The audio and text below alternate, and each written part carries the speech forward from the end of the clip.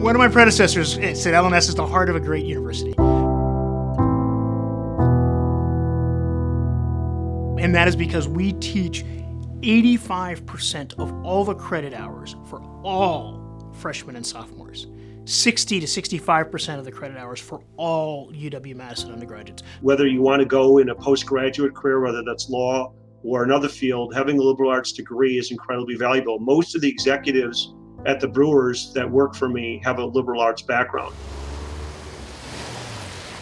I do remember taking my first tours in high school. I think I actually took 3 separate tours, and they all basically rerouted around the Humanities Building. And when we talk to our alumni, so many of them talk about the good education they received despite being in the humanities.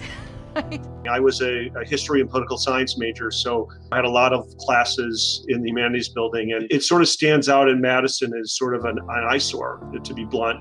If you're looking at it from a purely financial perspective, the cost to keep the building in shape and upgrade it would be way more than the cost long-term of a new facility. We don't want students to be learning in an environment that's substandard and that literally is falling apart. The students deserve better. We need to put them in an environment where they can, grow and reach their full potential, and have an environment that's conducive to learning and have an environment that's 21st century.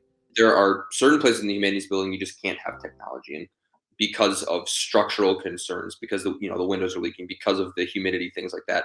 We're trying to move away from what's called, the sage on the stage and toward an interactive learning environment. And that's what we need to do in order to train our students to be really prepared for the modern world and the modern workplace and modern industries.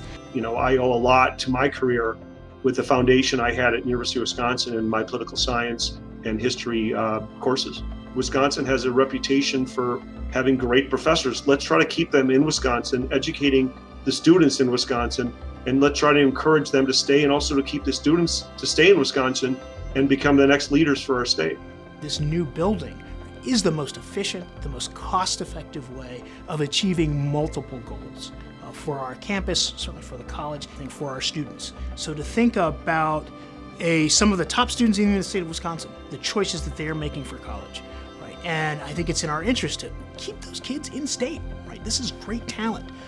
And so, we need to have that space that allows that confidence in our students and their families to say, they're going to get a great experience here at UW-Madison.